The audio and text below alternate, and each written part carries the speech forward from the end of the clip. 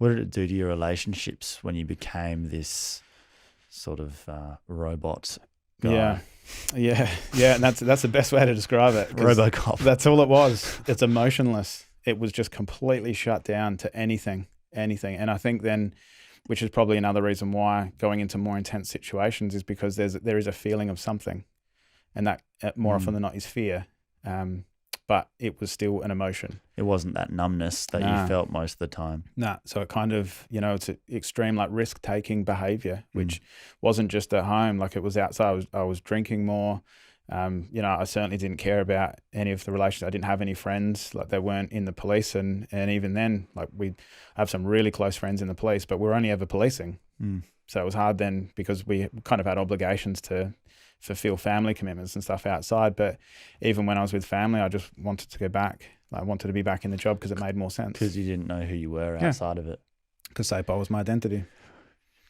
Do any of those situations stick out particularly where you really did take risks? Yeah.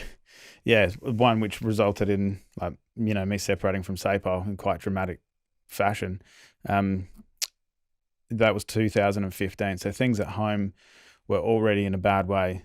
I'd betrayed my family. I had moved out for a period of time. I was suicidal myself. I was really struggling with who it was that I was.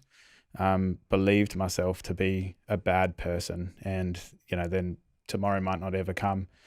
And I thought that I still had that under control whilst I was at work. I took a week off at one point, and that didn't really do anything. I felt like it made me worse because I couldn't go back. Because you're just left with yourself and you didn't want to be yourself. Yeah, that's right. I think I was just too scared to see who it was that I was. And so I wanted to get back into the job because it felt a bit safer. So I went back to work. There was a night in July. We had a job. It was a bit of a nothing job, to be honest. I was working with a couple of other guys. I was a state tactical response group at this stage as well. We came into possession of a baseball bat in lawful means. We didn't end up charging the person with anything. It was, like I said, it was a nothing job. But rather than book that bit of property in to our property and follow all of those procedures, took it back to the office, and it just floated around there for a bit with this idea that we'll give it back next time we see this person. She was known. But that aside, there was a lot of banter, a lot of just rubbish talk in the office about keeping it, and I took it seriously and went down that path. And one of the guys on the team, he did what he thought was the best thing to do, and I guess there's always going to be mixed opinions on what's the best thing to do in that scenario. But he went to anti-corruption branch, and about a week later I was arrested. So and all of a sudden my identity was completely stripped. Yeah. What happened then? So on the day, they put me in a cell at the watch house, which was obviously a big thing because for 10 years or 9.5 years, whatever it was at the time, I had put people on the other side of that door, and now it was my turn. And I believed that, I believed it was my turn. I'd done the wrong thing, and I was seeking a punishment, and I found one. They charged me with aggravated theft. I was bailed to appear in court at a later date, but they suspended me as well, as you'd expect. And I remember the suspension papers being served was the worst part of the whole experience, because all of a sudden it meant that I wasn't me anymore. I was nothing, and I couldn't talk to any of the people that I knew. I wasn't able to talk to any of my colleagues. Well, now, ex-colleagues. We talk about isolation being, in the Are You Okay message as well. Like, Are You Okay talks about isolation, the feeling of burden on another, and also having the means to take a life are sort of the three, sort of ingredients that are necessary. And I had already felt like I was a burden on others because I was making a mess of everything I touched and everything I got involved in. I certainly had the means to be able to take my life. And I think through that last final act of now you can't talk to your community, and I had no one else outside of the job, that was it. Like now I was completely isolated. And your identity had disintegrated, and it must have felt at that point like it was going to be too much of a task to build a new one. Yeah, absolutely. And I thought there's no coming back from this. That's all I was a cop. And then I started to think about the impact that it would have on my family, the impact that it would have on my grandparents. My grandfather was still alive at the time, and he had served in the Air Force. My brother was in the military. Like you just start to think of all of those flow-on effects of it's not just an individual that signs up to the police or that type of career. It's family. The family sign up as well. And, a lot of people talk about what supports are in place for the individual, but, that is important, but they don't really ever ask the question, what supports are in place for the family, because there's none, there's nothing there. So for my family then, to my wife in particular, to have to then carry that, knowing that I was already broken, and I was in a really bad way, but now like this had happened as well.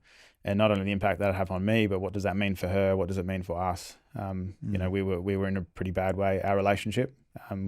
She was still fighting, thankfully. We're still married now and have a really great marriage, but only because of her and how hard she fought to bring me back. So it was a really, really difficult time to just think that there was anything possible other than ending it all. What saved you? Conversations. And that sounds heaps cliche as I sit here in an Are You OK t-shirt, but that is the reason why I sit here in an Are You OK t-shirt, because that's what it's about.